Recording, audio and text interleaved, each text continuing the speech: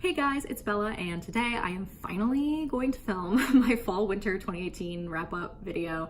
I said that I was going to film this the first week that I was back home in Chicago, and that clearly did not happen. But we're only a couple weeks into the year, so I don't feel like I totally screwed up, but I do have a lot of really good books to talk about. I feel like I read a lot during the fall and winter, but I didn't actually. It's just that I read certain books really, really fast, and then I stopped and I was like in a reading slump because they were so good that I was afraid that the next thing that I would read wouldn't be as good.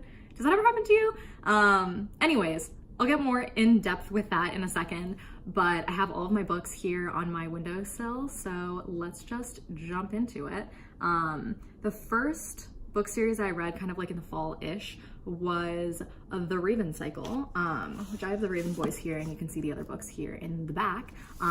But this ended up being potentially one of my favorite book series of my whole life, which was kind of shocking to me. I feel like I heard a lot about this series, but I did not know at all what it was about. I am not the best at summarizing the plots of books in a succinct way, so it's great that I'm doing this book review, but I also kind of want to make this as non-spoilery as possible. So I feel like if you are interested in magical realism, if you like YA books with a kind of theme of like found family, or you like really intricate kind of like friend group dynamics, you like drama, like uncovering mysteries, adventure, stuff like that, you will definitely love this book series. I cannot say enough good things about it.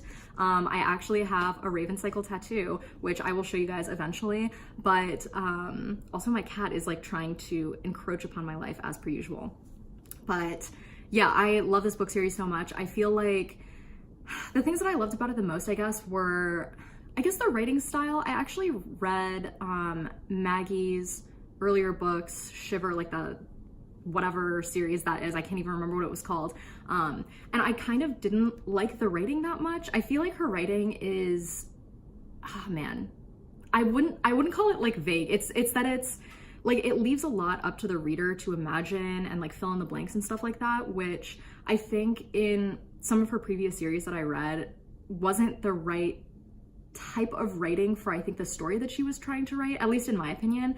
But I feel like this story is perfect for that. So I feel like it's like a lot of reading in between the lines for the reader and kind of like using your own imagination and filling in the blanks. And I think that it works really well with the characters.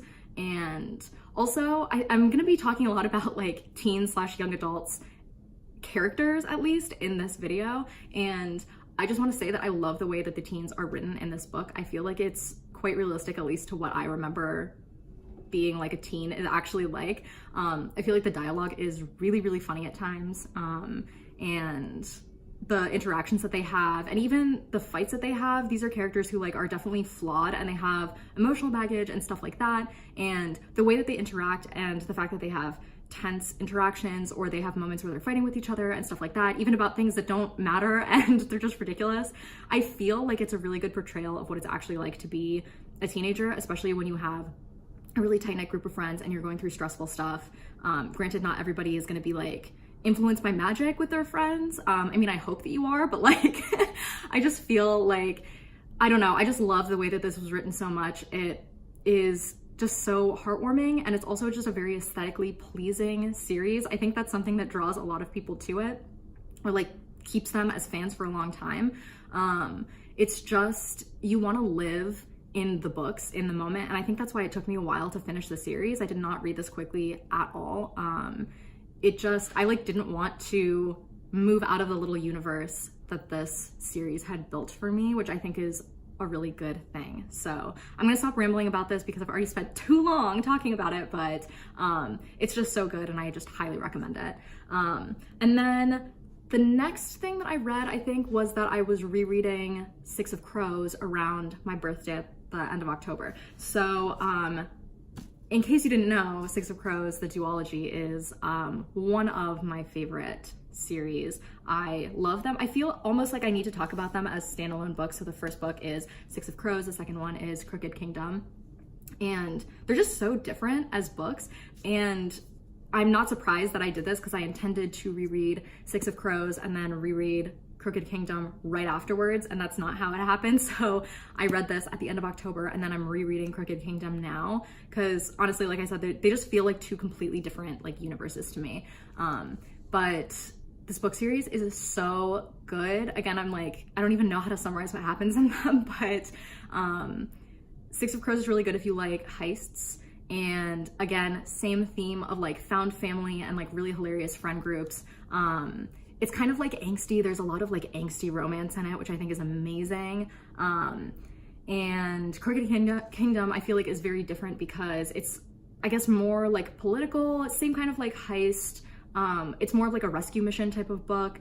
And I don't know, it's just so good. Oh my gosh. If you haven't heard the hype around this book series yet, I just highly recommend that you watch other people's videos on it and stuff too, because I'm not going to get super in depth, but it's just amazing. It's also the perfect book to read if it's kind of gloomy outside. I would recommend reading it in like the fall or the winter. If you want to pick it up now and read it, highly recommend. It's set in a fictional city that is modeled after Amsterdam. So if you can imagine the aesthetic of that, it's just like so amazing. And I love the characters in this so much. This is a book series though that it's supposed to be YA, but the characters are supposed to be like 16, 17, 18 years old, and they act like they're 25. They act more mature than I am, and I'm 24 years old. So in subject matter, definitely YA. It has YA themes like the friendship thing and all of that. But if you're looking for realistic teen characters, this might not be it. But that doesn't take away the fact that I absolutely love this and I recommend it to literally everyone. I swear, even if you're not that into like heist stuff or there's magic in it too, even if you're not super into that, just pick it up. Trust me, I feel like you'll fall in love with it no matter what. And then the next book series that I read was the All for the Game series. I feel like people still call it the Foxhole Court, even though that's just the first book of the series. I think the whole thing is called All for the Game. But that I don't have the physical copies of. I read it in ebook format because correct me if I'm wrong, honestly, because I tried Googling it and I couldn't figure it out. I think that it's a self-published book series, which is why I think it's hard to get your hands on the physical copies of the book. I think that you have to order it on Amazon. But if you don't know what it is, basically it is a book series about, it's like set in the mid to late 2000s, so like maybe 10-ish years ago. Wow, that's sad. I feel very old. But basically it's about, well, it kind of follows the happenings of a team that plays a sport that is not a real sport in real life. It's a fictional sport that they describe it in the book as some kind of like weird cross between blah and blah sport, but like I would call it a cross between lacrosse and like squash or racquetball, which I don't even know anything about sports, and I was able to like kind of generally put that together.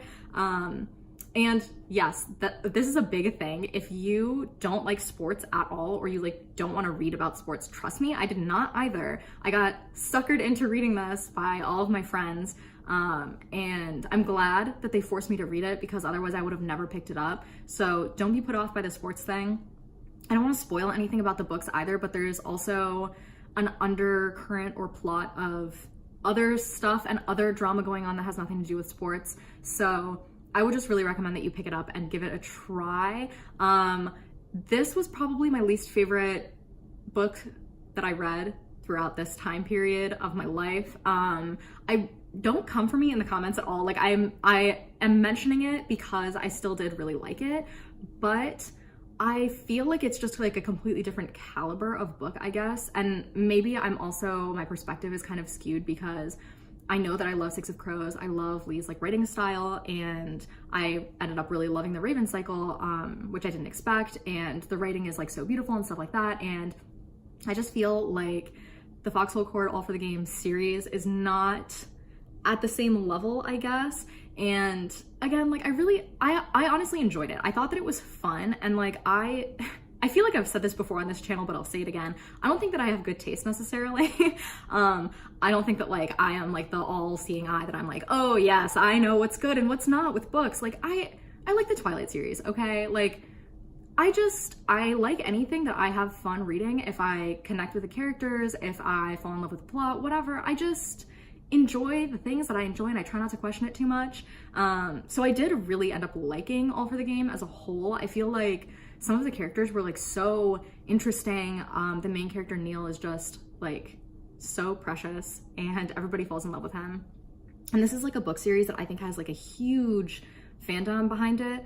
I've had like such good experiences with the people who are in like the Six of Crows fandom and the people who like the Raven Cycle. I feel like the Raven Cycle has like lifelong fans, so I am like a little bit biased, but All for the Game has an intense fandom even after years and years of it being published. So I don't know, I've had like such a good experience like reacting with fans of the books, and people love it so much, so that makes me like it more in a way. Like I can't just read a book in a vacuum, if that makes sense. But I don't know, I feel like the writing of it definitely was not kind of on par with what I usually read. I wouldn't say that it's bad writing, it's I think a little bit like unedited is what I would say. I don't want to be too negative. I feel so awkward even saying anything bad about it because I did like it so much, but I don't want to keep rambling. I just feel like it is really worth reading. Again, if you like the themes of like found family, this is like the most found family type of book. If you love that trope, you have to read this. If you kind of like crime and stuff like that, if you aren't put off by violence or kind of, I don't know, more like explicit topics, it's leaning more towards adult instead of YA. And I know I recommended this book to one of my friends recently, and I managed to find, oh my God, my little cat. I managed to find a really good list of trigger warnings for the book. So I'll try to link that down below, because I wouldn't want you to like get into it and then be shocked that it's a little bit like in your face. It is a little bit of like an explicit series, I guess.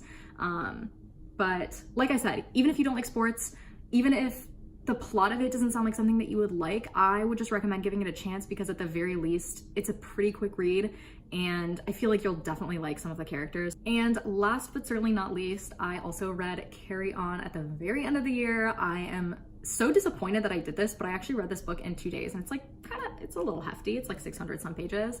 And I just like flew through it. This is Hex, by the way.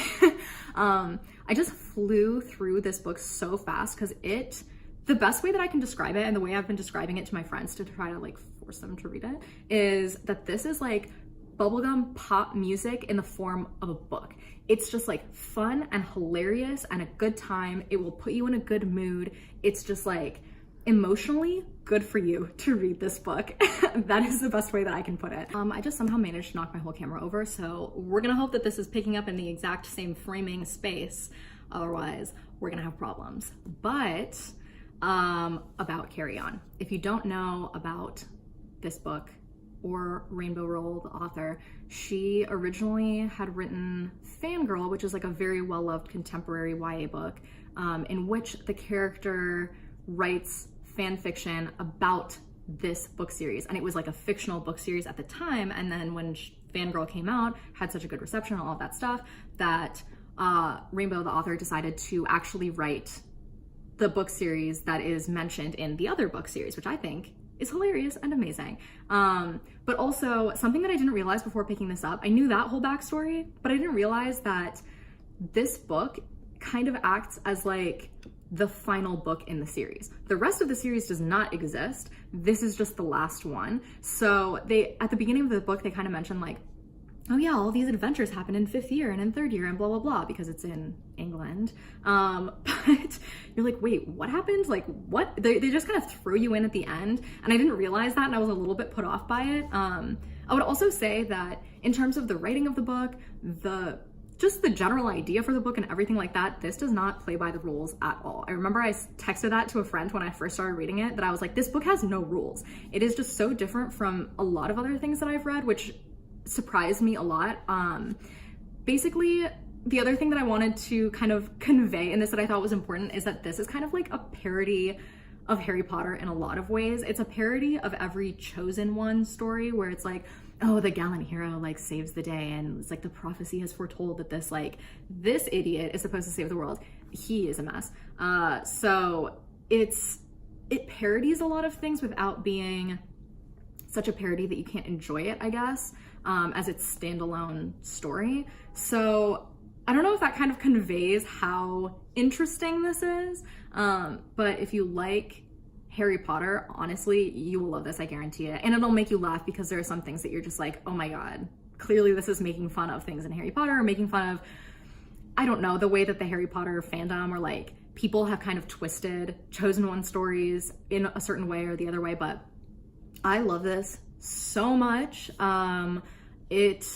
So actually, okay, this is a common theme across all of the books that I have mentioned, but they all have LGBT characters or relationships in them, which obviously means a lot to me as part of the community, but apparently this is just all I read anymore. But Six of Crows has a really cute interracial couple, adorable. The Raven Cycle has one of my favorite couples of all time. It's a little bit more of like a subtle relationship. It's not like the books like revolve around their relationship, but they are amazing and I would die for them. And then what else did I mention? All for the Game, like main character, the main couple is a gay couple. And then these two assholes. They are just like my heart and my soul. They are such a well-written couple. It has like a classic like enemies to lovers trope storyline in it. It is so delightful. I highly recommend that you read this. It's a perfect combination of like action, magic, romance, drama, like feelings, sadness.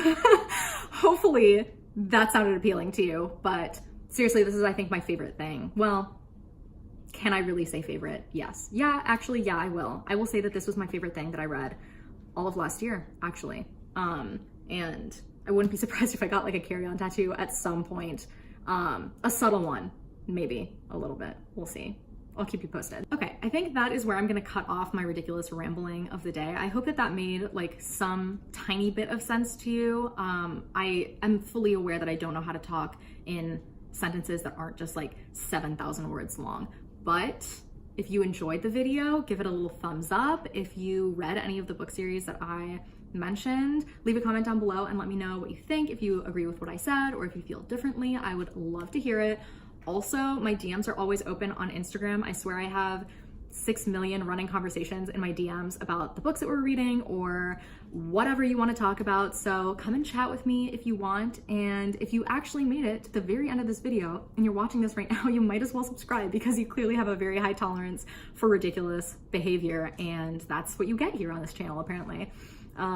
So with that, I will leave you. I hope you have a wonderful day and hopefully I'll see you guys next time.